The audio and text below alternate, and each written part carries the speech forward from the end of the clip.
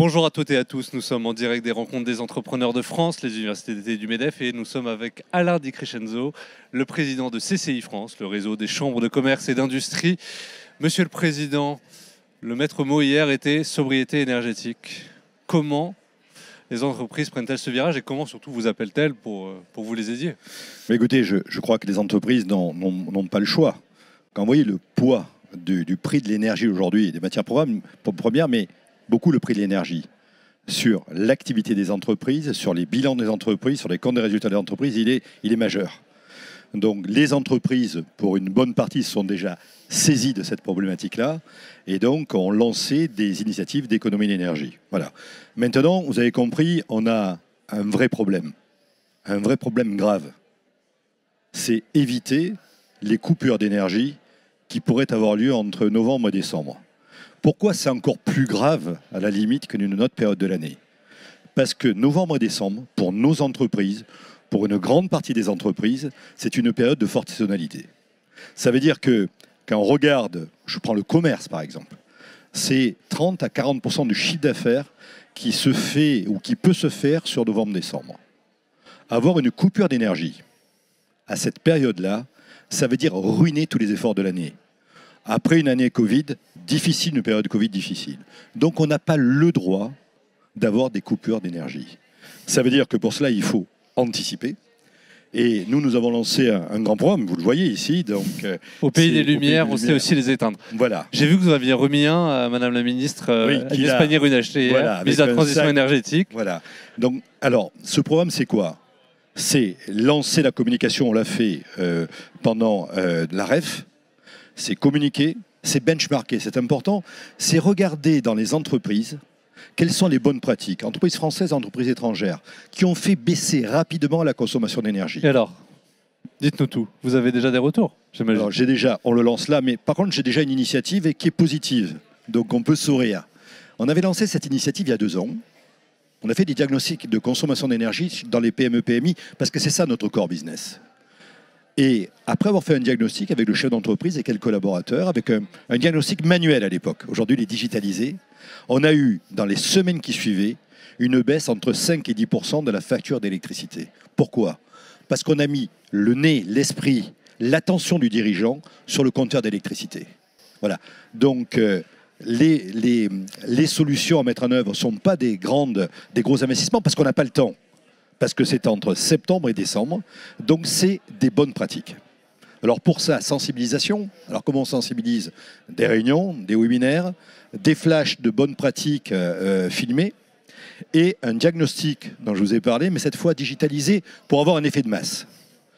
Ensuite, nous allons aussi avoir l'accompagnement, ça c'est à plus long terme, et donc c'est-à-dire faire des investissements, d'accord, puisque le prix de l'énergie il va baisser, mais il sera toujours 3 ou 4 fois supérieur sur 2023 par rapport à 2019.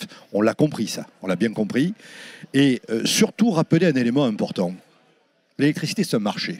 Vous l'avez compris, 1 000 € le mégawatt-heure, le giga ou le méga. Donc 1 000 € le mégawatt. Donc en 2023, c'est quoi? C'est l'anticipation, c'est un marché. Et ce qu'on doit expliquer à nos entrepreneurs, c'est qu'un marché, ça veut dire que ça se négocie. Et donc, on veut les mettre en contact avec les fournisseurs d'électricité, les fournisseurs d'énergie, pour qu'ils aient le meilleur prix par rapport à leur utilisation. Donc, c'est une cadence de 4 actions extrêmement pragmatiques sur lesquelles on attend des résultats. D'ailleurs, la ministre l'a annoncé hier, sur la base de l'expérience qu'on a eue il y a 2 ans, c'est 5 à 10% d'économie d'énergie dans nos PME. Et ce qui est important, c'est que derrière une PME-PMI, c'est des femmes et des hommes, c'est des concitoyens. Et ce réflexe-là, ils l'auront aussi chez eux. Donc, si vous voulez, d'une action entrepreneuriale, on en fait une action, bien sûr, bien plus large, une action pour notre économie et pour notre pays. Face à l'inflation, il y a une demande qui monte, c'est l'augmentation des salaires. Oui. Comment les entreprises peuvent conjuguer tout ça? Ben, elles font. Alors, vous avez dit quelque chose d'important, c'est conjuguer. Moi, je suis un vieil entrepreneur, j'ai 60 ans. Allez, si je prends les entrepreneurs d'aujourd'hui, entre 40 et 50 ans, plus jeunes que moi, et même moi je ne l'ai pas connu, ils n'ont jamais connu la période actuelle. Période de conflit, qui nous touche. Période d'inflation, on parlait de près de 10% d'inflation sur les prix de l'agroalimentaire à la fin de l'année, c'est ce qu'on nous annonce. les salaires. Le SMIC a été augmenté de l'ordre de 7% en automatique. une année. Voilà. Donc, si vous voulez, on n'a jamais connu ces éléments-là. On n'a jamais connu la pénurie de matières premières. On n'a jamais connu un prix de l'énergie comme ça. Et donc, ça veut dire qu'aujourd'hui, l'entrepreneur, il a besoin de boussole. Il a besoin de boussole. Et jamais on a eu autant besoin de contact humain entre l'entreprise et l'interlocuteur naturel que sont les chambres de commerce. C'est pour ça qu'on déploie nos collaborateurs et nos élus, ces 20 000 personnes sur le terrain, pour aller au contact des entreprises pour leur donner la boussole. Alors, les salaires, bon, on n'a pas de choix. Et ce qui est un peu compliqué, si vous voulez, c'est que vous avez deux types d'entreprises. Vous avez celles qui ont le pricing power.